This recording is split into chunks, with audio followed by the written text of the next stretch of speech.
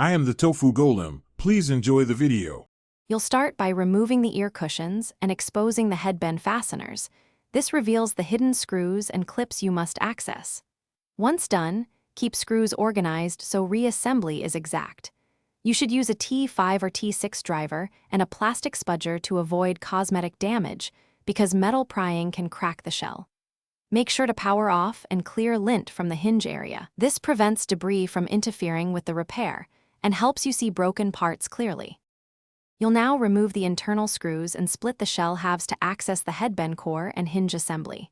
Once you see the break, compare the damaged features to intact areas so you know whether to glue, reinforce, or replace parts. If clips are sheared, reinforce with a small epoxy fillet, apply in thin layers and let cure fully for strength. If the metal band is bent, gently reshape with pliers while patting the jaws. This restores fit and prevents stress on new repairs. You'll reassemble by aligning shell halves, seating internal cables and tightening screws snugly.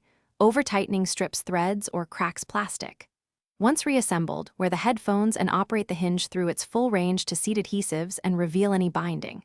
If you hear creaks or feel play, insert a thin shim or apply a small dab of thread locker to the screw. This stabilizes the joint. If the repair still fails, swap to a manufacturer headband part. That final step avoids repeated repairs.